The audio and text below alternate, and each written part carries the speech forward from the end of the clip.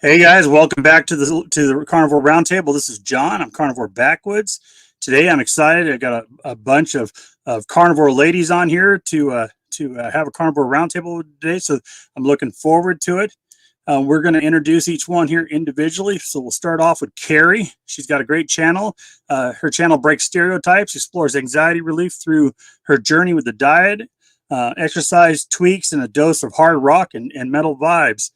Let's say hi to Carrie. How you doing today, Carrie? Hey, everybody. Great. Yeah, great to be here. Outstanding. Glad to have you here. All right. And then we got Samantha. She began her carnivore journey back in August as a means to address anxiety, enhance overall health. The journey has brought about positive change, including weight loss, muscle gain, and overall improvement in well-being. All right, let's bring Samantha on here. Hey, Samantha, how you doing today? Your mic's muted, Miss Samantha. I'm good. Sorry. That's okay. We all do it. Yep. Thanks for being here. All right. And then we will bring on, wrong one, Cristie. And Cristie, Meeting Wellness. Her channel name obviously speaks volumes. I found this wellness when I was embraced my meat inclusive diet as a physical and mental well-being thrived. I shared my journey, cooking nourishment meals, discussing my experiences openly, encouraging both myself and my audience to embrace fitness with a touch of friendly competition. We're glad to have Cristie on here, and let's go ahead and bring her on. Hey, Cristie, how you doing today? Hey, I'm doing great today, John. Thanks for having me. Oh, absolutely. And last but definitely not least, we got Katerina. Did I say that right? I hope I did. Switching to the carnivore diet out of desperation due to health issues. I found relief from various ailments, including autoimmune, mental health struggles. I shared the transformation journey on my YouTube channel to help bring similar challenges. The carnivore diet has brought significant improvements from weight loss to a near disappearance of PTSD, anxiety, and depression. And Kat, how are you today? Hi, John. Absolutely ecstatic to be here. Outstanding. Well, I'm glad to have you guys all on here. Thanks for being here. We've got some people filing in. We're up to 11 so far in the count. Looking forward to that. We a couple quick shout outs here. Karen says, hey Karen, how you doing? We got Richard. He's one of my regulars on the channel. I appreciate him. And then Meeting Wellness in here saying hi to all. And then we got Carnivore Leo. Hi, Cristie. So got some people in here. I'm glad to have you. So how's your guys' week been? Carrie, what have you been up to? Oh, goodness. Well, the day job keeps me pretty busy, but in terms of my channel, I've been working on some things like a couple of shirt designs. And I've also started doing shorts in the morning when I do my morning walk. I'm capturing the sunrise, and each one is different and unique, and some have more clouds than others, and some have different colors. But I just thought that would be a great way to share and also kind of keep myself accountable too for my daily walks. And I'm also doing some videos now about other things that we can do in addition to diet to sort of round out our lives. And so I did post a video about meditation, and it's not as hard as we think it is to do, but there are some mental blocks, like how do you think of nothing, you know? So anyway, that's just some things I've been working on. That's pretty hard to do once you go carnivore, because it seems like my mind's always working on 5 things at once. So, all right. Samantha, how are you doing today? Welcome to the channel. I appreciate you being on here with us. Yeah, very good. I mean, it's an exciting day for me. So, I mean, every day is an exciting day for me, but just it's nice to be on here. I love getting with other carnivores and talking about carnivore, because then I don't feel like I'm as crazy, you know, when everyone looks at you like, what, you only eat meat? Yeah, I only eat meat. Outstanding. I know you're going to take a little step back from your channel. Is that what you were saying? And so you're not planning a lot of stuff going on right now? Yes. And I've been so back and forth. I was talking with Cristie about it on her podcast. I had decided not to do it. And then I was like, no, I'm going to do it because I really want to just share a lot of things. But then I just got to the point where just life is too busy. I'm a realtor, real estate photographer, my kids, we homeschool, all the things. I just can't put in the time and dedication it would take to build the channel. So I'll still post shorts. I'm still posting on my Instagram. I'm just not going to be able to make long form content. I still, I actually have a couple other podcasts that I'm scheduled to be on. So I still will get to talk about carnivore and get the message out there. I just do not have the time to do it. I have to remind myself that I can't do everything. It gets tough, especially when you start doing long form and you got to edit videos and Yep. you're And trying I'm to a put together perfectionist, content that, so I yeah, can't you just get throw exactly. it on there. That's why I like live streams, because once I'm done with it, it's pretty much done. It's up, it's done. We don't have to do any more editing or anything to it. But yeah, I am considering maybe long form doing videos are just different. lives. I'm just not sure. Well, you should pop in every once in a while, keep your channel active, and Yeah. you're always welcome on here, or and I'm sure the other channels would be open arms to you to come on their channels too. So, just keep it open as a time that works for you. Yeah, for sure. Kat, what's going on with you this week? Well, as you probably already know, because we've talked, I moved cross country. So I am my first full week here in the house. So it's been a lot of unpacking. I also homeschool my boys. So it's been a little crazy busy for that.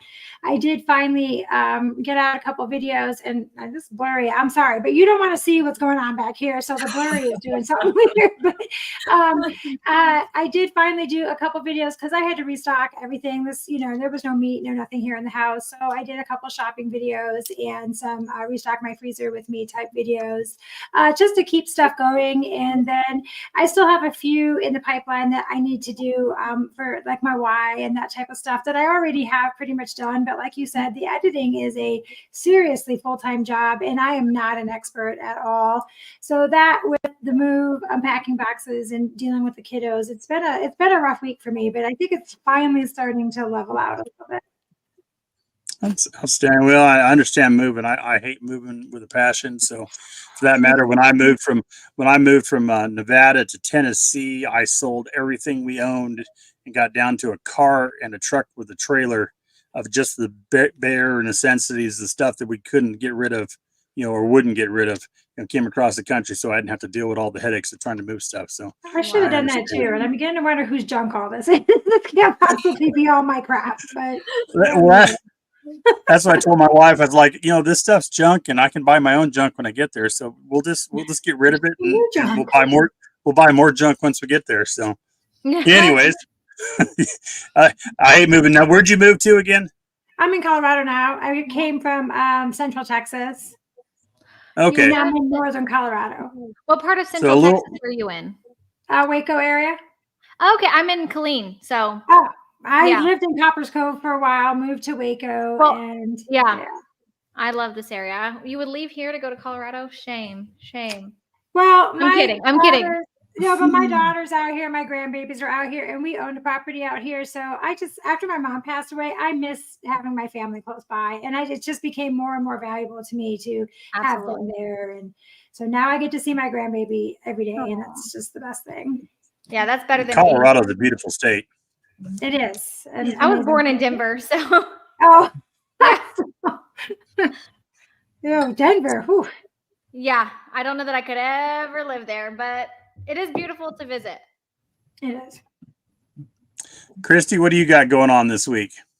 I have some cool stuff coming up this week. So I did a collaboration with Robin, the carnivorous grandma. We did a mother-daughter chat.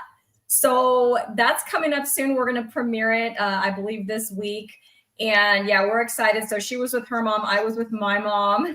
That was kind of fun. I also have lots of lives coming up. I didn't have too many last week. I just needed to take a breath.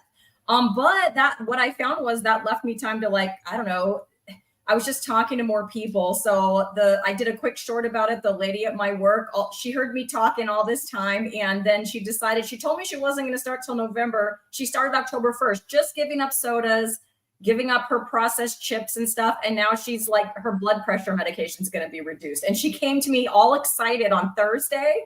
They're going to have to take, my blood pressure was so low. I don't know if they're going to reduce it too, but she's going to let me know. So just cool stuff like that. Isn't that a great feeling when you get a report back from somebody that you helped get on the, on the diet, or at least ways get them in the right direction? I mean, even if I get them low carb, in keto style, just the reports back, a coworker, gave me a report that she's no longer, considered diabetic. Their doctor, is no longer pushing, medication on her. That's awesome. That's my favorite non-scale victory. I don't, the stuff going on with myself, I love all that, but helping somebody and just giving them that little bit that gets them directed, in a more healthy lifestyle, that's amazing. Well, especially because the first day we talked about it, she was like, "What? You're what now?" Like, she was totally skeptical. But then we just kept. I mean, I never was pushy, but she just kept asking questions, and then the next thing you know, she got real quiet, and then about 5 weeks later, she's like, "Guess what? Guess what?" I mean, she practically kept skipping into my classroom to tell me. So, yeah, outstanding. So, conversation today is about metabolic health, and we're all coming to the diet from different positions. Some of us came to it for weight loss. Some of it came to it because they didn't want to be diabetic.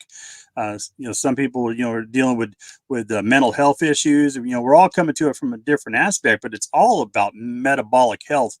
Yesterday, I had a really good conversation with Dr. Tony Hampton about my lab results. And if I posted those up on a video. I got actually the live video, plus I went ahead and made a long form video out of it. But metabolically, a year ago, if you look at my labs, I was circling the drain. I was there at a point where things were all going to go bad for me. And come March, I learned, February into March, I learned about the carnivore diet, got on the carnivore diet. By July, I had drastically changed my numbers. And then by today, my numbers are even better. And so, let's go around and just ask, what have you got, out of your carnivore journey? What improvements have you had in your metabolic health that you'd like to share and talk about? And we'll start from the bottom and work up this time. Kat, you want to go first? Well, so some of mine, I had started the carnivore diet or actually just way of life. I don't even call it a diet, out of desperation, because I had, of course, I say this all the time, and I don't want to be the repeating record, but, my mom had passed away, and she was not old. She was only in her 70s. And so and then my health issues were so bad, I couldn't walk most of the time. I was clinically obese. I had autoimmune issues. My CRP and everything was so high, they couldn't tell me what was wrong.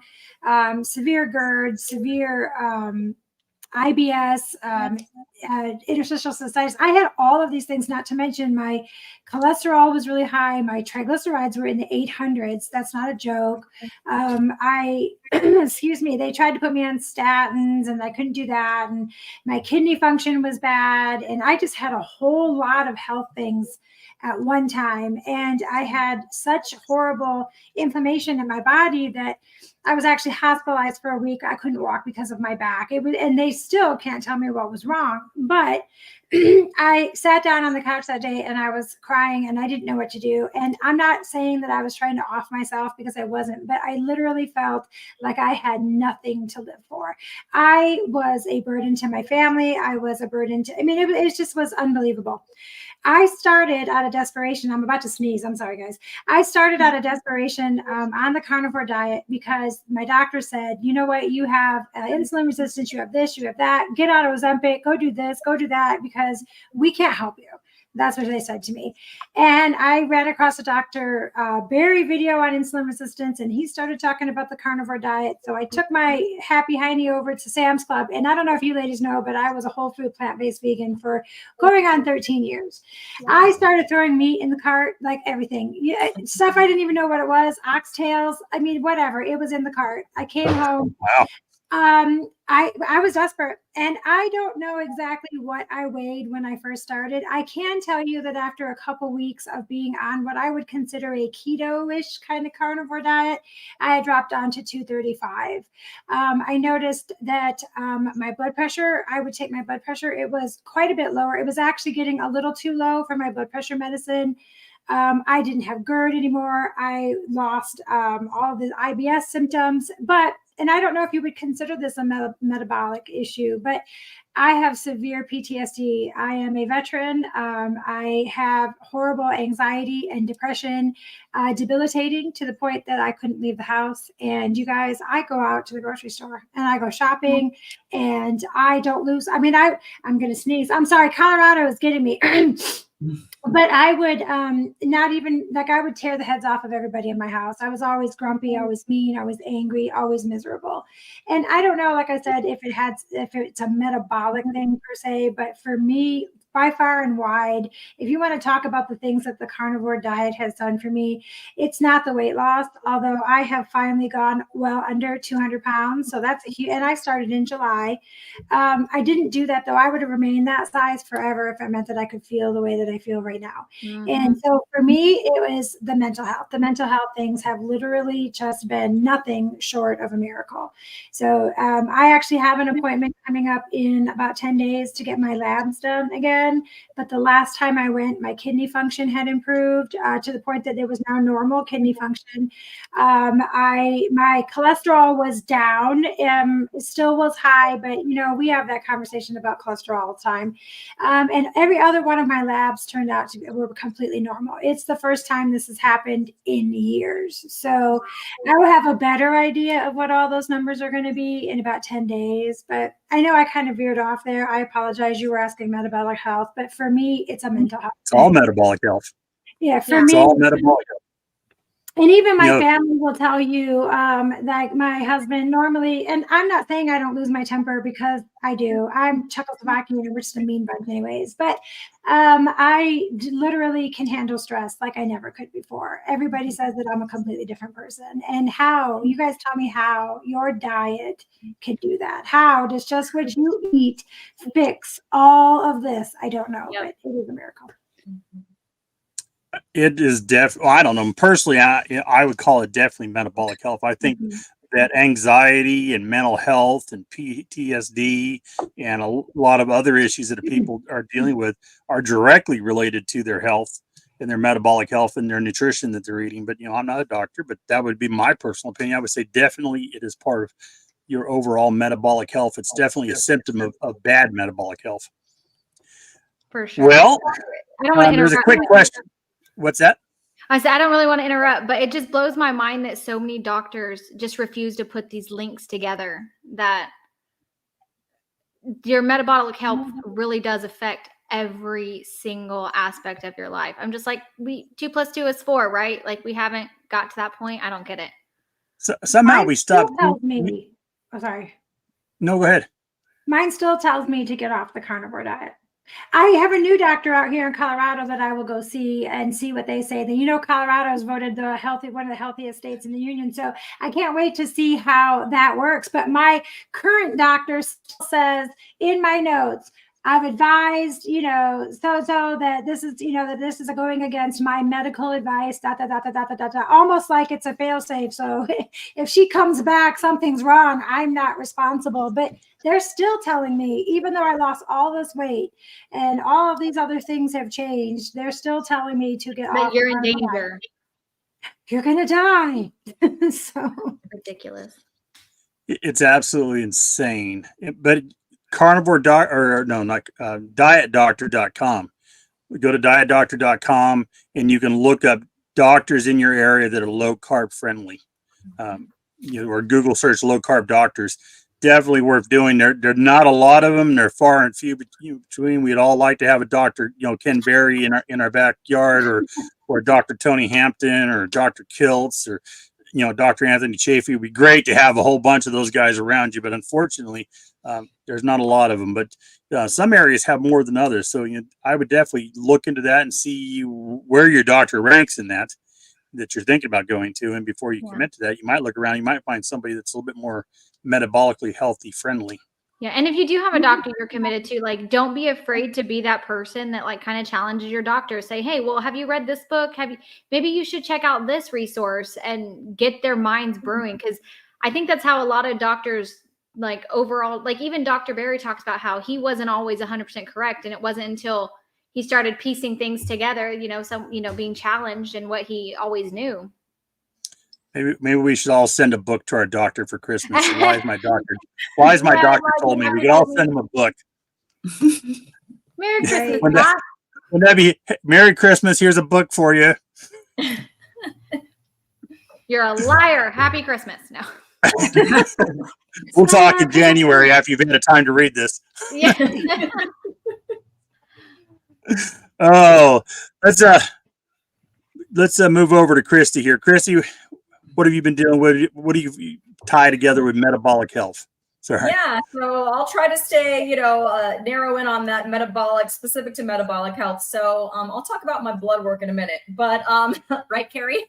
Right. But I feel like for me, I just sort of went into this almost accidentally. I went first keto to lose weight, and I did lose weight, but as my carbs got down really close to zero, that's when I started to see all of the other benefits. So specific to my metabolism, I wrecked mine. So I would go through periods of starving myself, trying to get my calories as low as I could, barely able to put one foot in front of the other, and then going through phases of just binging on the most unhealthy things, Doritos and Oreos and ice cream and whatever, until I would put on a little weight and then go back into starving. So yeah, my metabolism was wrecked, and even it didn't matter like what part of the cycle I was in. I was very obsessed with food, with calories, with just trying to be in charge of that number in my head. It was like a calorie counter just nonstop in my head, especially during the times when I was trying to reduce those calories down. So I'd have like little competitions with myself. It was nonstop. Like, I don't know how I functioned doing anything else. Like, part of my brain at all times was dedicated to that.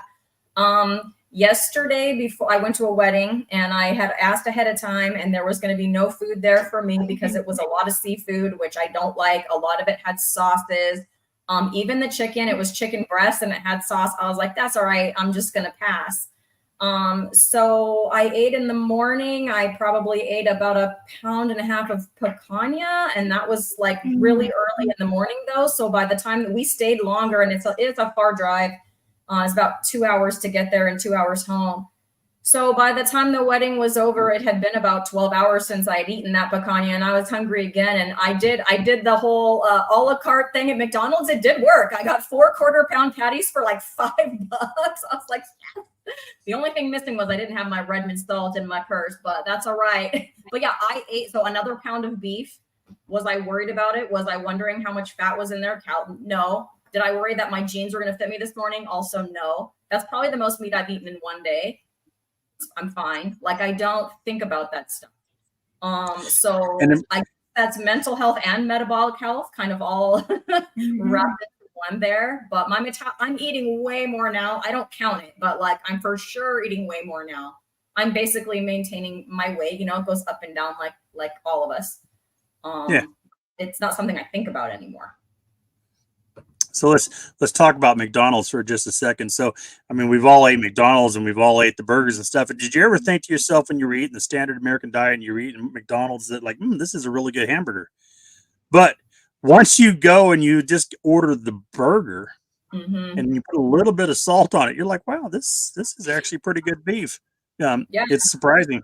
It was, and they made them fresh. You could tell it was almost too hot to eat when they always make that before. But everybody talked to, I've heard people say it. I'm like, well, I'm 2 hours from home. I'm hungry. Let's roll through the drive-thru. I'm like, can I get a la carte patties? They're like, oh yeah. Yes. Yeah. And then what you do, a little hack for people is when you order a la carte like that, then you give them your app, the McDonald's app, you give them the number off there, and then it saves that order in your phone. So the next time you're on the way there, you just click over and order, boom, boom, and click submit, and then you roll up and give them your number, and you can get 4 more patties, and you don't even have to deal with the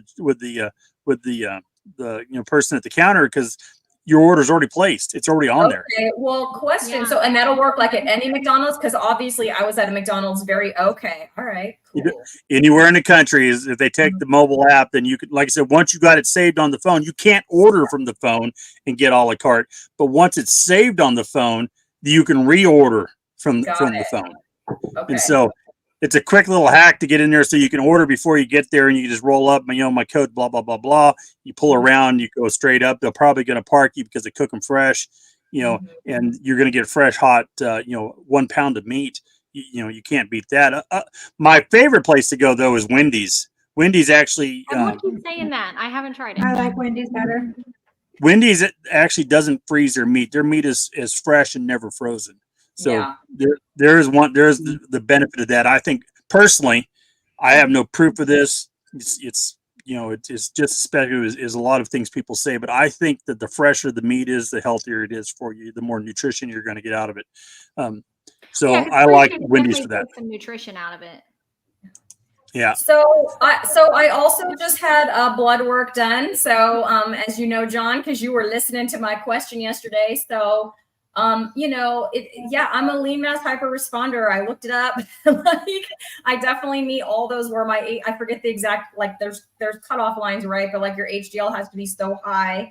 Your triglycerides have to be so low, under a certain bar. And then I remember this one, your LDL has to be over 250, which mine was over 350. My LDL, but my HDL is up there. My triglycerides are low. The ratio is less than 1. And then I was looking at Dave Feldman's most recent research on this. I even sent the link to Carrie, because Carrie, my friend up there, is also a lean mass hyper responder. But yeah, Dave Feldman is making progress on that, and it's looking like those most likely, from what he was sort of insinuating, that from the 100 lean mass hyper responders that he's given heart scans to, none of their scores were over 10. Isn't that what you got from that, Carrie, Yep. from the video? And he's so excited about it. He would not show the data, but he's like, we're doing a preliminary paper, and the study will be finished February 8th of 2024. So now I want a CAC score, because I bet it's 0. It was the baseline. So Yeah, they the were going to be tested again. I think it was a year after the initial ones. Yes. And so the baseline, none of them had one less than 10. More than 10, More which than I thought 10. was phenomenal. And he wasn't expecting that. He gave 4 scenarios that he was expecting, but that wasn't one of them. Mhm. So he was just shocked, and so shocked that he's going to use that data to write a preliminary paper. But yeah, they'll be finished with their second scan and all of that by, like I said, February 8th, I think he said, of 2024. So heart scans, CAC scores a year apart, to see if that high LDL is causing, plaque to build up. But the people in this study were mean age, of 55, 60 males, 40 females, as well as average time of being on a ketogenic diet of over 4 years. So not newbies. Mhm. Yeah. So it's pretty encouraging for those of us who's my doctor called me 4 times and we never did connect, and she just stopped calling me. But Kat, I imagine that in my chart, there's a similar note. I certainly stop it right now. I have the same note in mind. Trust me. All right. Really quick, just before I forget this, when I requested my labs from ownyourlabs.com, it's really simple to do. You go on the website, you pick out the labs that you want to do. There's a price for each one. Some of them are fairly cheap. Some of them get really expensive depending on what you want to get into. But the interesting thing that I found on it, is it started asking me questions about my diet. And one of those questions was, what diet are you on? And carnivore was actually on the list. So they're doing some type of little data probe there that they're putting this together on these questions. And Carnivore Diet was on the list. It only cost me I think all total I was $26. I got my A1C, my lipids, and my metabolic panel. I just picked out the 3. I probably should have done a couple others, but looking back at it now, but I was just kind of dinking around with it at night and decided to order them because I knew I had a live stream coming up with Dr. Tony, and I wanted to see where my numbers were. Yeah. And so it was hard for me when I was talking to Dr. Tony. I went there too after the initial panel that told me your LDL is high, but everything else is good. I went and had the particle density test done through On Your Labs. So it told me I have the big fluffy LDLs. My small dense particles it couldn't get any lower. On the graph, those could not, it if the arrow was any lower, it would have been off the low end of the graph. So I'm going to have to do it now. I'm going to have to do it. I'll post an update on my channel when I do it, but I'm definitely curious to find out. And funny thing is 6 months ago, I was like, I don't want my labs ever done again. But now I'm like, kind of really want to know. It's just intriguing to know it all. Like Dr. Chafee's like, why would I get my labs done? It's useless. I feel great, all the things. But I'm like, it's just intriguing. And I feel like it's a weapon against the naysayers. Like, no, everything checks out, actually. Yeah, and we all run into that. Everybody on here wants to know our numbers. I get that question all the time. When's the last time you had your lab done? What's going on with it? So, I mean, we're going to be on here and be, carnivore YouTube creators, and I don't have a problem with posting my numbers because they're all fantastic. Yeah. Everything except for my A1C, which shocked me. But then I was like, okay, I understand that if you go and do a little bit of research, my red blood cells are probably living longer because I'm eating healthier. And so I show more sugar in my system than I should, because my fasting glucose was like 88. And anytime I take my glucose with my own little, glucose machine, I'm in the 80s. So there's no way I'm averaging 114, 120, which is what a 5.8 would be. So, obviously there's something wrong. So is that what you were at? You're at 5.8? I was at 5.8 this time. I was at 5.7. Okay. I was at 5.7 in July. I was at 5.8 here this week in November. It was like Wednesday that I got my results. And then a year ago, July 2022, I was 7.1. So I'm going to say, because 5.8, that's not even considered diabetic anymore, is it? Yes. 5.6 and above, or 5.7 and above, And glycated, right. Dr. Berry recommends getting a glycated albumin that will give you a true marker, because the albumin doesn't live as long. He's got an explanation, and you can probably find it on his video. Yeah, no, I was looking at that. Yeah, C-peptides and something else that you need to do, and I'll probably look at doing that the next time. The albumin though is like a replacement, or it'll sort of like a proxy for the A1C in people who, if the theory is correct about the hemoglobin living longer, then this number is sort of a better representation of that. So I'm going to ask for that. I didn't realize it. I had already had my lab work done when I heard Dr. Berry talk about it. But it's a thought. I'm going to go ahead and probably do like what y'all did and order off of the Own Your Labs and just go ahead and get a whole nother panel done. It's exactly like getting an order from your doctor. Once you submit it, they send you a PDF that you print, that your doctor order. You go to LabCorp, they're going to draw blood just like you would if your doctor had ordered it. And then it's going to be on your app, the LabCorp app. It was on there 24 hours later. It was already posted. So unless you're in California. Yeah. We have that fun law where your and there's not even my doctor, but whoever that doctor was from Own Your Labs that signed that, they had my results first. And it's like about 36 to 48 hours before I can have them. Well, it's like a law. So there's that. And I think there's a couple places that you can't even do it, a couple states that you have to look at it. Isn't that wild that we can't be in control of our own health, that we can't know our own situation? It is pretty There's no money in that. Of course. Yeah. There's no money. Don't make me put on my tinfoil hat, because I sure will.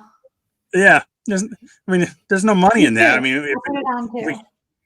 If we can't sell you drugs, then what's the point? Exactly. It's wild. Samantha, let's talk about your metabolic health journey. Yeah. So I started carnivore in August. I had no intention, I needed to lose weight, but I didn't do it for weight loss. I have lost 11 pounds. I actually made a reel on Instagram about it yesterday, because I stepped on the scale and I was 132, and I had my goal was 135. I got to that a couple weeks ago, and I just stepped on randomly. I was like, oh, it's down again. And I had just showered, so my hair was wet and everything. I was like, I am probably lower than 132. And so for the first time ever, I'm losing weight without trying. I don't count calories, and I've done if it fits your macros. I've done the calorie counting. I've done 6 days a week's working out, you know, and I'm working out 2 to 3 days a week. I don't push myself as hard as I should, especially because I'm training for a competition.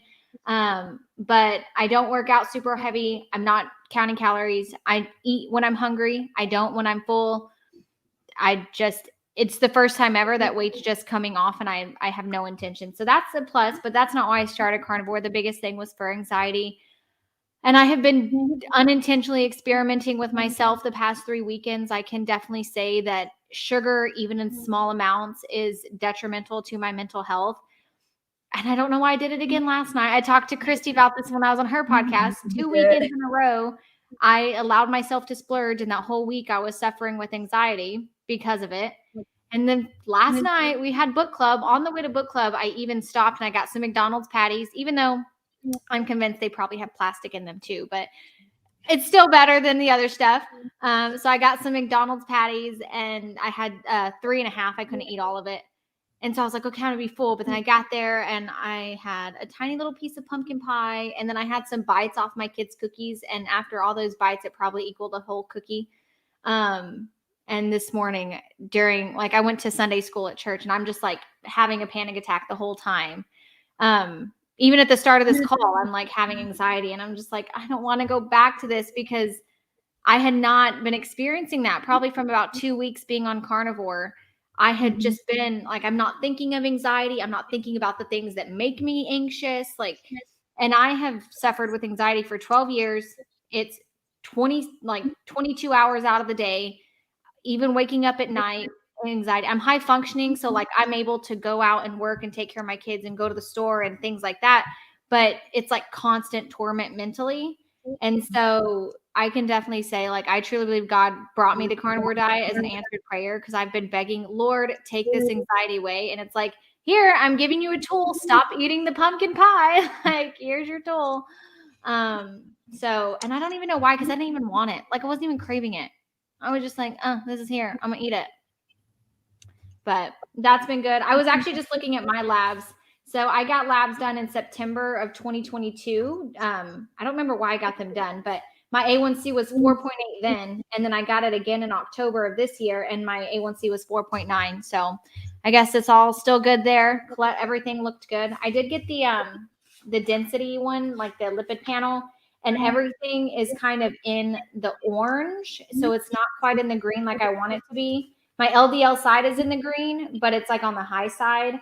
But that's the first one I've done on carnivore. And so I was about 60 days in carnivore. So I'm excited to see, probably going to test them again in about 30 to 60 more days and see if those numbers start lowering, which hypothesize they will. Yeah. They will. It's dramatic. I mean, if you my ADLs, my triglycerides went from 200 and something down to what were they, 80 in July and 56 this week. I mean, the dramatic drop. That's crazy. Yeah, my my triglycerides were 4.9 this time, or 49 this time. No, 55.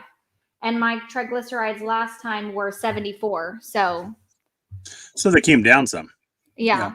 Which is good. So the lower the triglycerides, the higher the HDL, the better off you're going to be. Yeah. My concern is my HDL has always been low. So even pre-carnivore, my HDL was only 47. And then now it is 49.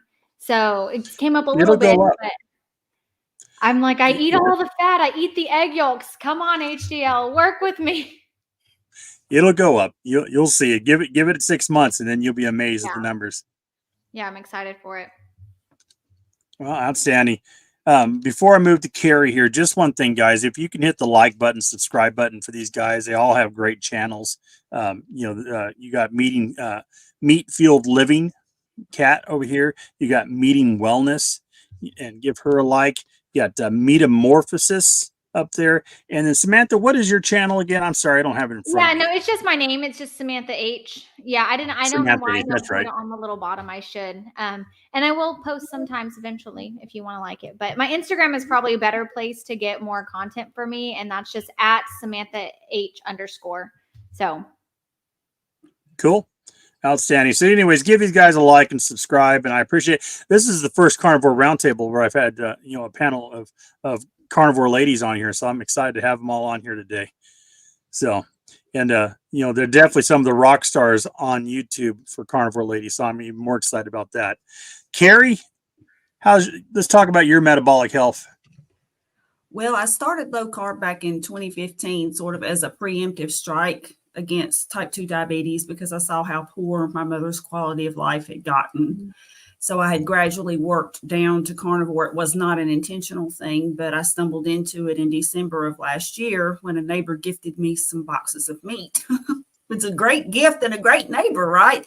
And I was just eating off of all that meat. So I was not diabetic or anything like that, but I will tell you, just like the rest of you ladies, my anxiety, I had been plagued with it since I was 20 years old. I had this severe panic attack when I was 20. I don't know where it came from. It was terrifying. And it was almost like this extended, the very first time it happened, it was like an extended panic attack where it would wax and wane for like, I'm talking like, sometimes. yes, days, like a couple weeks. And I just suffered with it. I didn't tell anybody. And then it just kind of went away. And then periodically throughout my adult life, it would just like come and go like that. But periodically I would just have these panic attacks out of the blue. And what I noticed after becoming carnivore, and that will be 1 year coming up this, next month, is the anxiety is gone. The panic attacks completely gone. Now, they had gotten a whole lot better as I went lower and lower carb. I mean, I was basically ketovore right before I ended up just, graduating to all meat. However, there was something about that last bit of veg that I was having that just completely changed where, I don't know. And I've got that carnivore calm. Like if a stressful situation comes up, I can just deal with it now. I'm not panicking. I'm not thinking, well, maybe I need to call my son. Maybe I need to call my daughter. Maybe I need to do, I would just reason through it and just take care of it. And the last few months, I have definitely had some stressful situations, which life does do that. It's not unusual. It's just, especially lately, there was like boom, boom, boom, just several things that came up, one thing right after another. And I was just able to deal with them. So in terms of metabolic health, my last A1C, I was just, I wasn't trying to be rude, but everybody had their labs and I was like, oh, I need to refresh my memory. So my last A1C was 5.3, which was a little bit higher.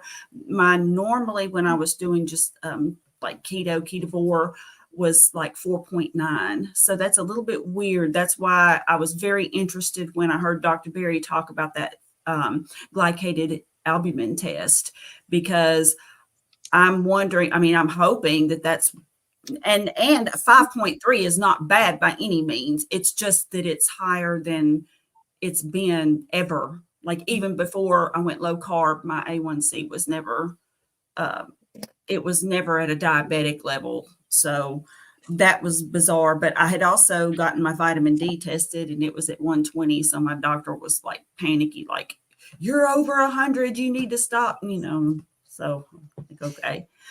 But I wanted to also just mention about metabolic health that Ben Bickman and Chris Palmer both have excellent books about that. And basically what they're saying is that every malady that the body has is due to metabolic health. And insulin is a big cause of it. Is Chris Palmer the one that, like, I think I remember him talking about, he's the psychiatrist, right? Like he had the patient with schizophrenia even that got like a lot better, maybe not cured, but noticeably better on carnivore or keto, carnivore, whatever. Yep. He's the one. And I've watched a lot of his videos and it's fascinating. And Dr. Bickman can just, well, I'm not sure if he's a doctor actually. I mean, he's like he's intelligent enough to be a doctor, but I know he is a researcher for sure. And but he can explain these things in such a way that the layperson can understand it. You don't have to have this advanced degree or whatever. And his book is Why We Get Sick. Excellent book. I recommend that you read it. It's great. And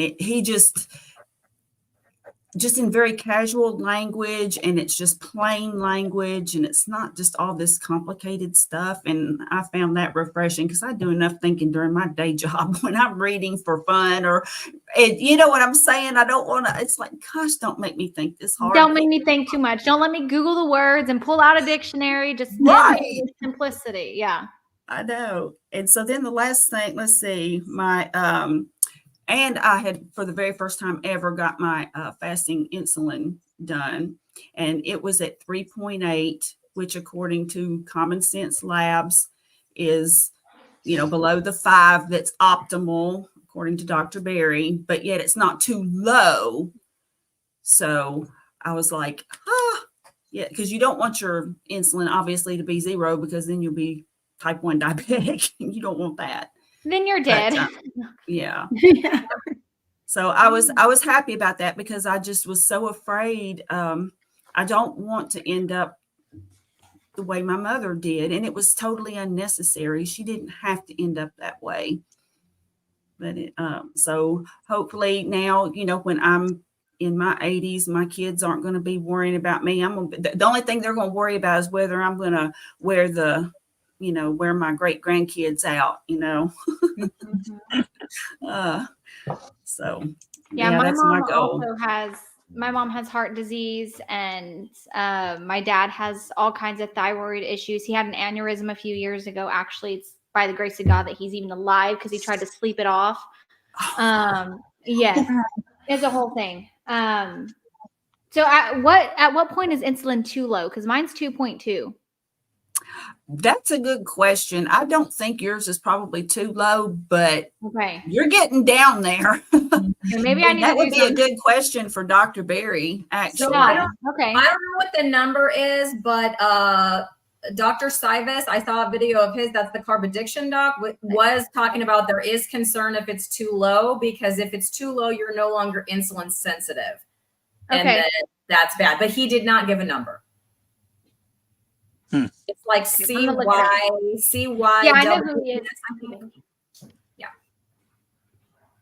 Yeah, and you could also check in that Common Sense Labs book, or I need to if get you're, that book. I've actually got it, and I was looking to see if it's over here by my desk, because I don't want to be rude and go dig for it if it's not handy.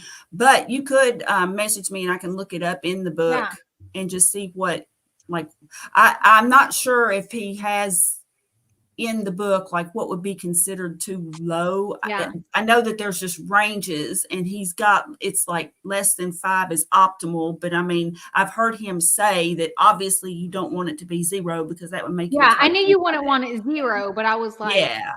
So I just don't know what it, if it's 1 or less that would be too low, maybe, or something like, I don't know. Huh. That would be a really good question for Got him. me something to think about. Yeah. Yeah.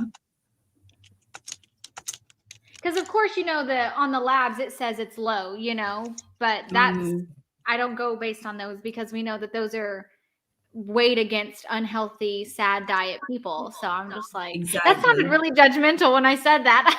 I didn't mean it like that. Just like, we know that the standards are based on people who are not metabolically healthy. So we can't really go based on the ranges they give us. Right.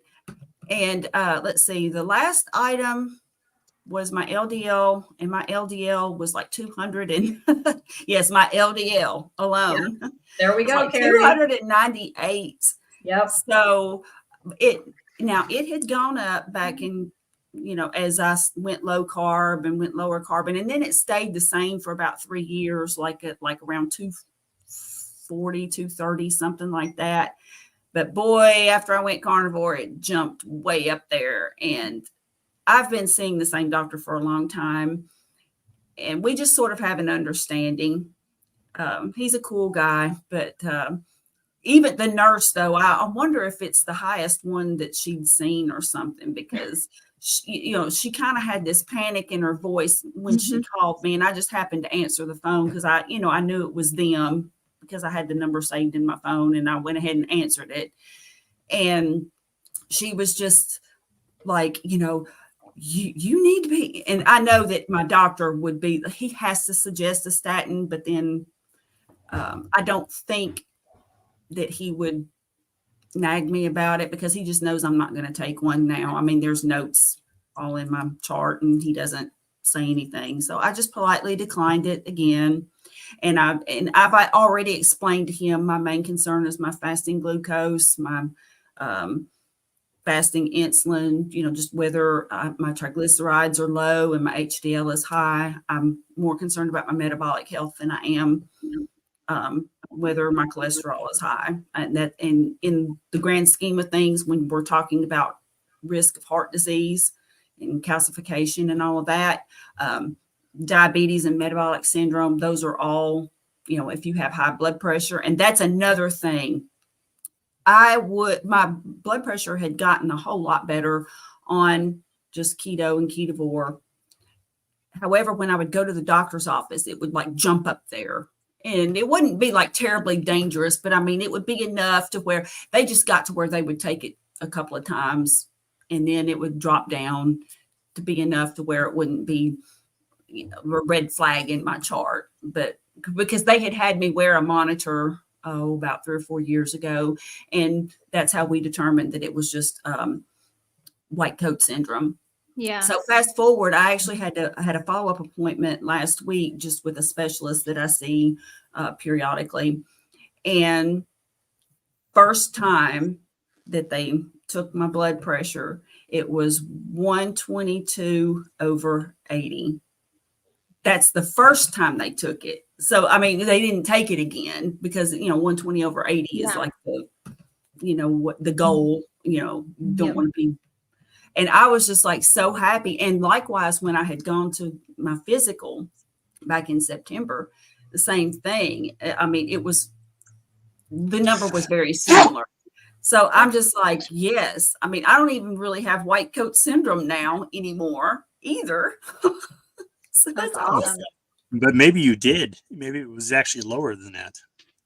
It could be. Yeah, it probably was lower because that's true. I do have a cuff that I'll periodically test myself, and it's generally lower than that. So, I mean, that is a valid point.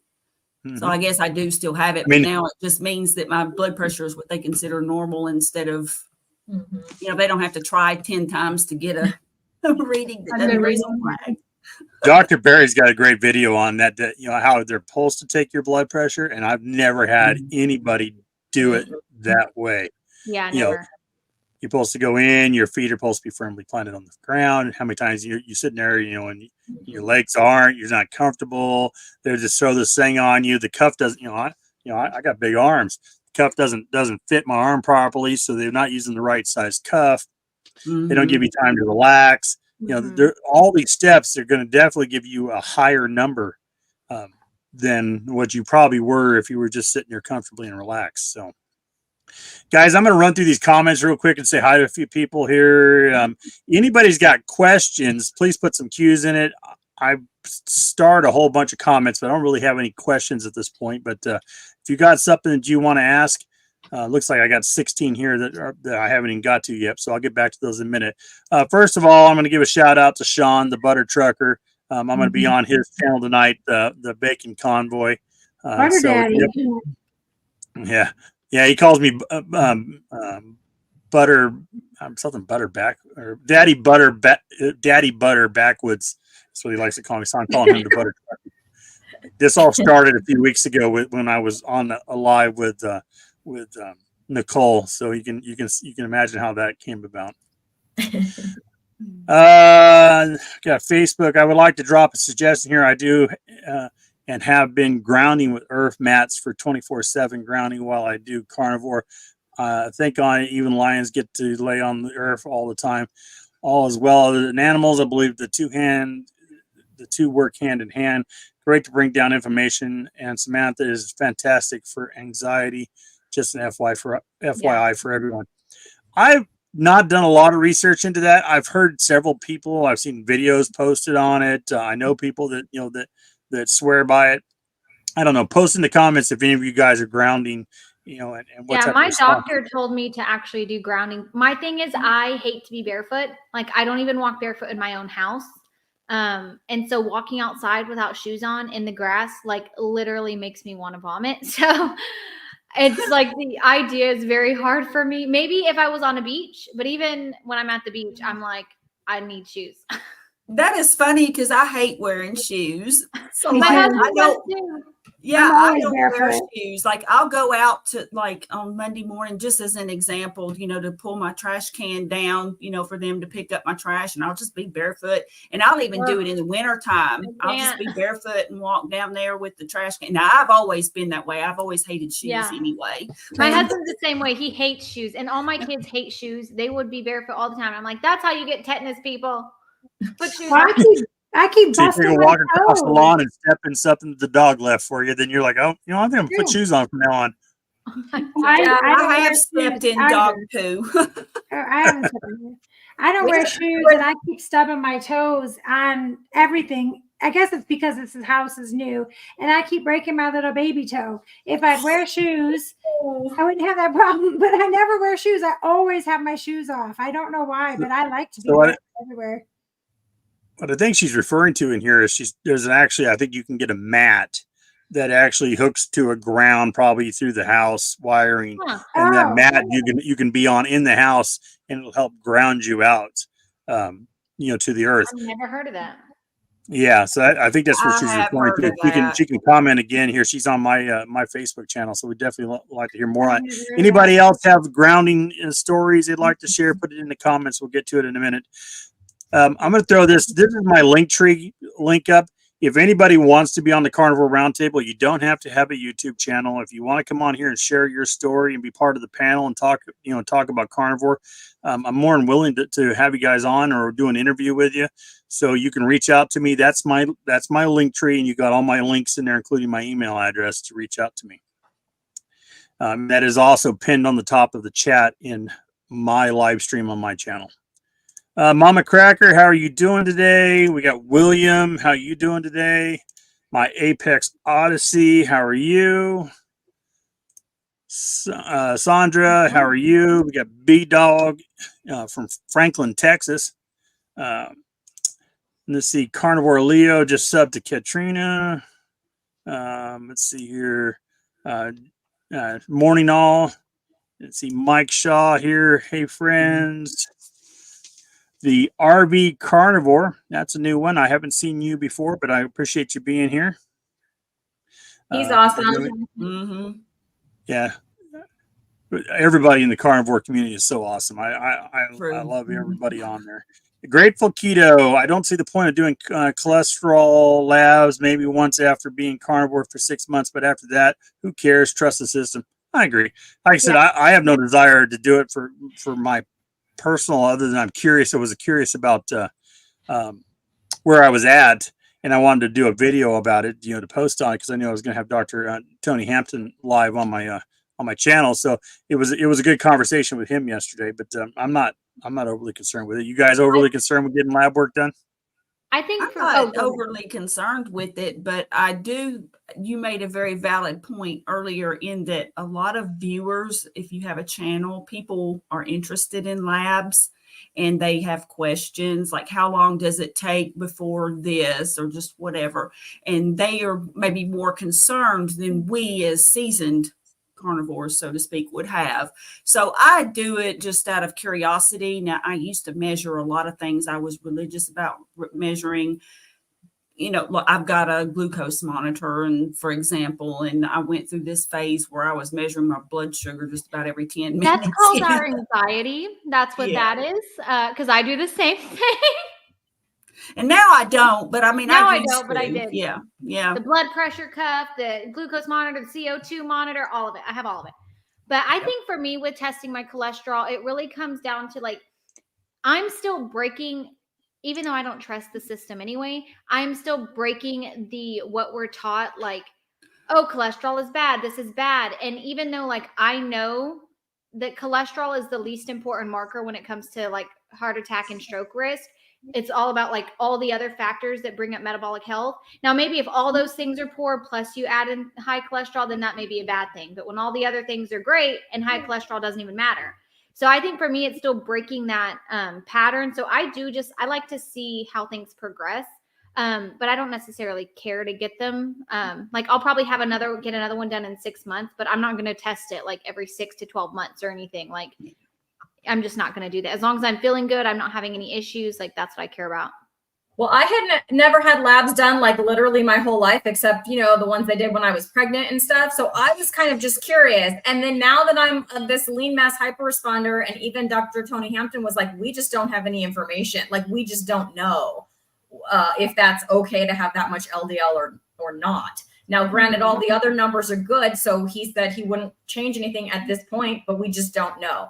So then that led me to look more into Dave Feldman and what's going on with that. And I feel like maybe for me, the CAC score is more important. Like if that, I think that's for everybody. I'm not going to worry about that LDL because my CAC score is a 0.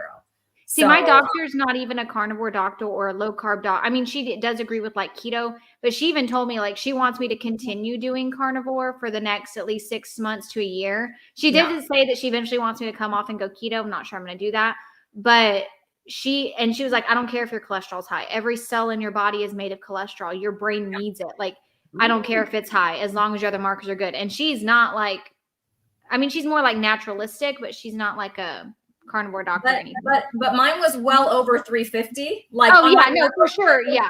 Greater than 350, and then my doctor, like Carrie, remember how you said the nurse was kind of like, maybe might be my doctor legit was like, this is the highest number I've ever seen by a lot. Yeah. So that's sort of yeah. Notice, and I think that'll be interesting to see. But I have heard that a lot of lean mass hyperresponders get really high, but then they level out. Like they go back down and they level out. So that'll be interesting to see. Which is what would be interesting for me to check again, like in a year. Like I just had this done. So in a year, I will probably check again just to see. And then I'll follow Dave Feldman's research if my doctor stopped calling me. But if she will call me. I definitely think you should get the CAC score. I think everyone should get a CAC score. They're not that expensive. Like before I think that's probably one of the best tests you could probably do. Is get a CAC, because that's literally going to tell you what's going on inside your arteries. I mean, if you got to build up and catch it early enough, you can deal with it before it becomes a stroke or a heart attack. That's much better than finding out after the fact. Yep, agreed. That's what my doctor said. She's like, if your cholesterol just gets up to the point where it's too high, that in my opinion, and I think that your HDL is too low in comparison, we'll just get a CAC score and see what happens. I'm like, oh, okay, that works. Kat, you got anything you want to add?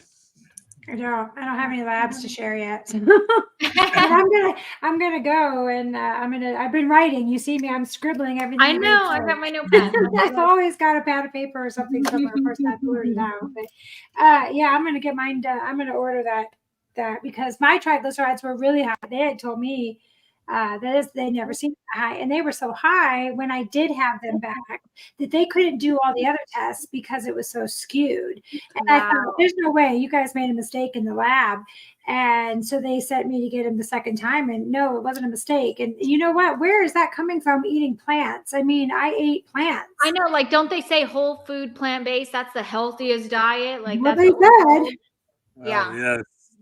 Yeah, so except for there's a lot of proof that people who eat plant-based have high triglycerides, so. Yeah. Well, when I got mine done, I did get them when I went to see my nutritionist a few months ago, and they were still a little high, but they weren't like that. And now I don't have them on me right quick, but I'm going to order this CAC test and see what it says because I'm just curious. But I know my doctor nearly had a heart attack, and they were calling me like I think I was on speed dial. Like when their eyes go really big, and they're looking at you like you're going to fall over and die right in front of them or something like. Yep. They were just calling constantly, and I was at work, and I'm in meetings all day. I couldn't take it. It just kept coming up. Baylor Scott and White, Baylor Scott and White, Baylor Scott and White, and I'm like, what? Am I dying? What's happening? So I don't have anything to add yet, but I hope soon. Okay. We'll say hi to Susan. We got the Carnivore Cabbie in here. B-Dog said ketogenic woman has a carnivore cheesecake. Somebody was asking about that in the comments, so I threw that in there real quick. And then Susan says, my triglycerides were 252 8 years ago, 124 in 2022, and now it's 76 in October of 23. HDLs are always been lowest, was 57, now 61. LDL was 146 8 years ago, went down to 95, but it's at 111 now. So That's awesome. Those are some good great numbers, Susan. That's worth huzzahing right there. That's worth, Yeah. that's good stuff. All right. Let me, now, I according to think- this, I got 52 new comments while I was working on that. So I appreciate you guys just blowing me up here today. So I don't take notes because I'm so busy over here with comments that I'll have to re-listen to this thing tomorrow to make sure I heard everything, because I won't catch everything else out here. Let me see. I'm looking for cues. If you guys want to talk there for a second, anybody got something they want to throw in? So I'll say yesterday I was at a wedding, and at the beginning of the wedding, my brother said, well, I just don't think carnivore is healthy. These are snippets of my conversation. By the end, he said, I think I might try carnivore for a month. Oh, wow. I'm going to convert you. You converted him.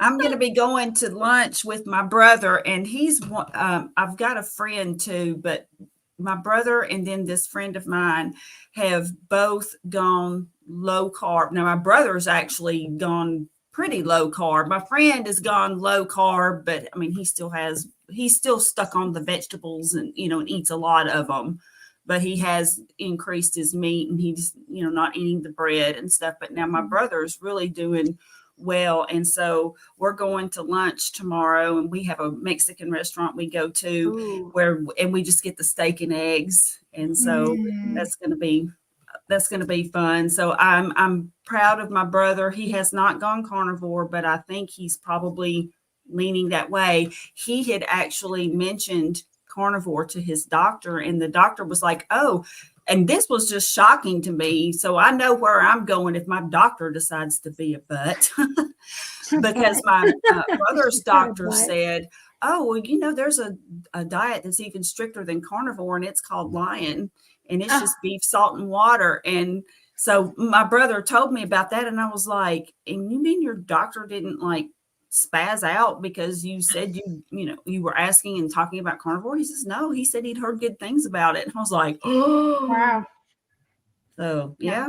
I mean, the funny thing is, like, I even had a conversation with, because I made broccoli for my kids the other day, and she was like, so broccoli's not that bad for you, right? And I had the conversation with her. I was like, it's not that vegetables are unhealthy. Like, it's not like you're eating a piece of bread. And I think we as carnivores, especially if you listen to Dr. Chafee and you're convinced that vegetables are trying to kill you, I think that we do get caught up on the like, oh, you got to cut out the vegetables. But I just told her, I said, look, as you grow, you're going to realize what affects you and what doesn't. Yes. We go a long time without having veggies, and I'll make you broccoli sometimes. If you notice after you eat that broccoli that you're gassy, or you got a headache, or this aches or that aches, then maybe broccoli's not the best thing for you. And I think that's what everyone has to do. So like your brother, if he's cutting out, I tell everybody, I don't think everybody has to be a carnivore. I think we all on this panel have a really strong reason why we became carnivore.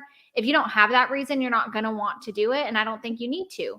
But if you do it as elimination short term and you start adding things back and you realize, oh, my joint pain is back. I didn't even realize it was gone, but now it's back and I'm hurting again, because you don't think of these things.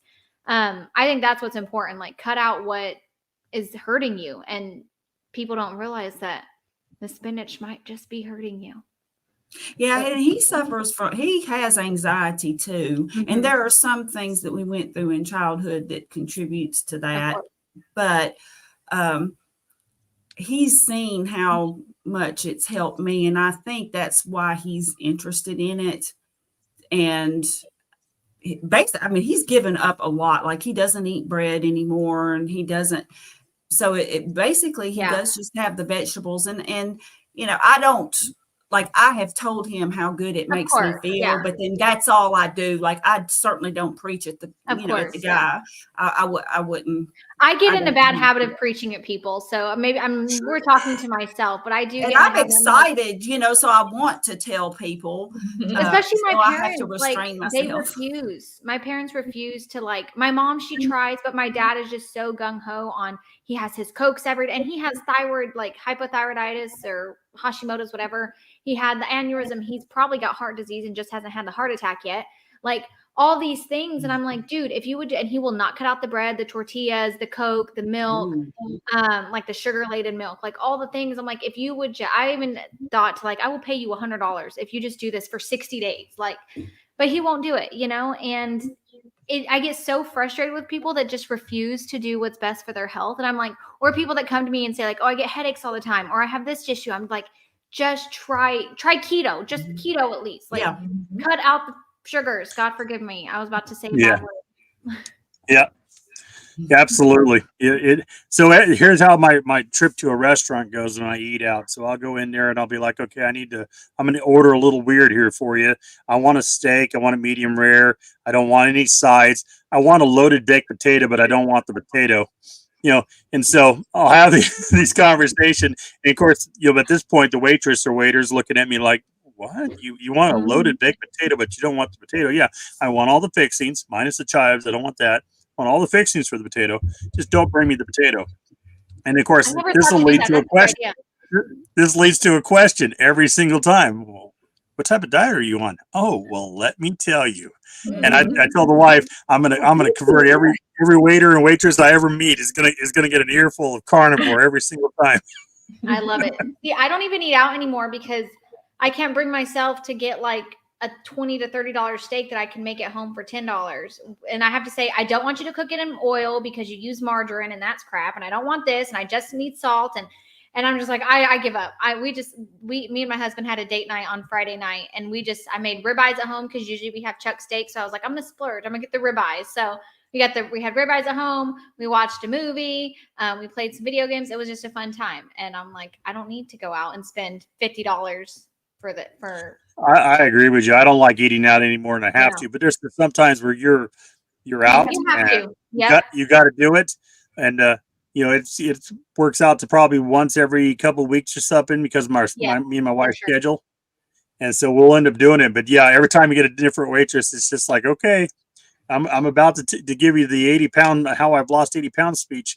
Yeah. And, but I love that. And the funny thing is, some of them follow my channel now, and some of them are actually on the diet. So it's not like I've been unfruitful in my shot. Actually, here's my link tree. Click on it. Here's all my videos. You can come in here, and I've had conversations with a couple of them, online here. So it's you just got to put it out there. Not everybody's going to do it. I got coworkers that are like, oh, I can't give up Mountain Dew. I got to have my Mountain Dew. I'm like, well, then you're going to keep having these health problems. At some point when your health gets worse enough, I guess you'll decide that you can give it up. But right now, this is what's causing your health issues. And if you'd stop this, you'd be 100% better. When it comes to like my family and friends, mine are kind of like that. They don't want to give up those things. And I get it because I didn't want to do it either.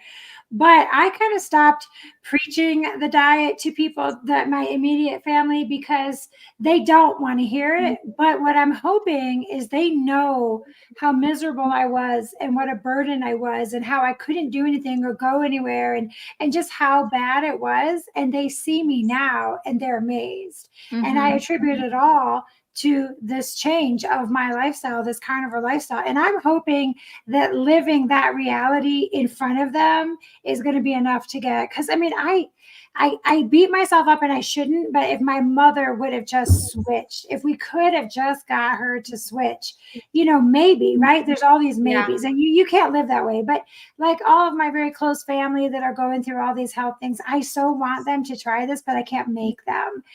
So I'm hoping that by them seeing what's changing in me and this different person, this person that used to be back when we were young, that will encourage them to at least start it.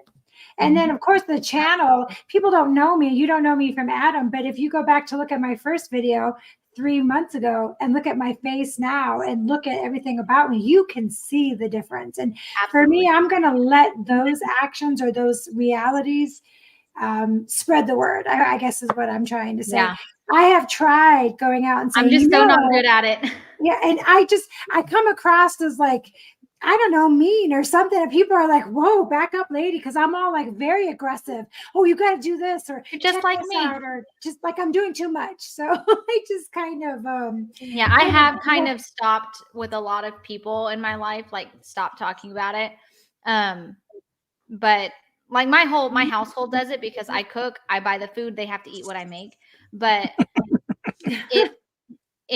I've like, when we go out, I'm like, I'm not going to preach at them to order just me, whatever. Like, I'd let them eat whatever they want. But it's really just the people that you see hurting all the time that it just, it gets under my skin. I'm just like, or when people make excuses, like like I ate the pumpkin pie. I'm not going to make excuses why I ate the pie. I ate it because I wanted to, right?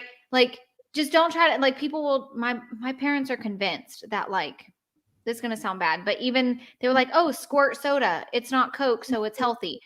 No, like, you want it because you want it, but you don't have to justify it. Like, eat what you're going to eat because you want it, but let's stop justifying things that are unhealthy by trying to make them healthy. Like, let's just, I don't know. I'm really bad about that. Anyway, I see a question. Sorry. No, we're good. No, we're good. Rich here says, anyone with pets, are they also on this type of diet?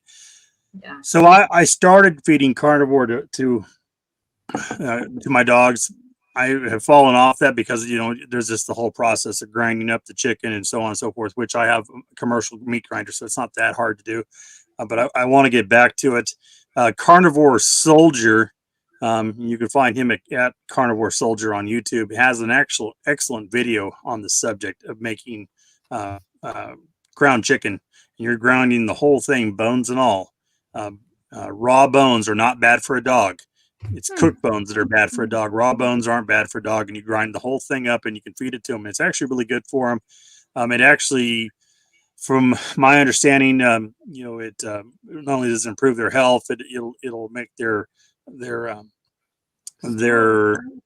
stool will be small and less stinky and and less frequent. So it's something to definitely look into. There's a process to it. You gotta make enough of it in advance where you can feed this every day, and you're gonna bring it out and warm it up because you don't really want to feed it to them cold. But yeah, I would recommend that video. Any of you guys feeding your dogs carnivore or cats? I do. I feed my dogs. They're actually now with my husband, but we had done raw for them. We have pugs, and they have a lot of health issues. They can't have chicken, and they get like this itchy skin. And we didn't grind it up or cook it ourselves because, first off, I was a vegan, but second, and I'd be like the whole time while I was giving it to them. But we actually have a place in Texas, or there's a place in Texas that has a whole. It's not the farmer's dog. It's actually, and you could find it in your local areas, but they delivered, and it was raw food in packets that there'd be like beef, and then they would have the organs and all of that, and the right amount of everything. Because when you're feeding raw to your dogs, you got to make sure, there's like psyllium husk and things like that in there to help them, or that's what they say anyways. But they would have all of the proper ratios of everything, the organ meats and all of that, and we would just have it shipped to our house and freeze it. But we've been doing that for years, long before I became a carnivore. It's really good for the dogs. They don't go to the bathroom as much, and their coat and their skin is beautiful, and they don't stink. Pugs stink, and in their eye rolls, they get really stinky, that it helps all of that. It's really great, actually. I want to try it with the cats, but I have, I think, the pickiest cats on the planet. Seriously. Me too. Mm-hmm. You have to do more of the organs for the cats. The cats like the liver and and heart and stuff. You grind that up for them. It's supposed to be really good for them. I did some research into that because I got 2 cats running around here, and I got 3 dogs and half a dozen chickens right now. So, well, if you get a recipe for a good raw cat one, let me know, because, like I said, my cats they're like bougie as all get out. I don't understand it because I love my dogs, I love my dogs and cats. Like, y'all saw my dog at the beginning. I love my dogs. But I am not a dogs or people. I'm not an animals are just as important as people type person by any stretch of the imagination. And I will feed them, like, they get a lot of scraps of steak, or like they'll get like some raw scraps, but I can't justify spending money that I could spend on my children on raw dog food. I can't do it. I know people are going to come at me. Right. I'm going to be the most hated person ever. I know.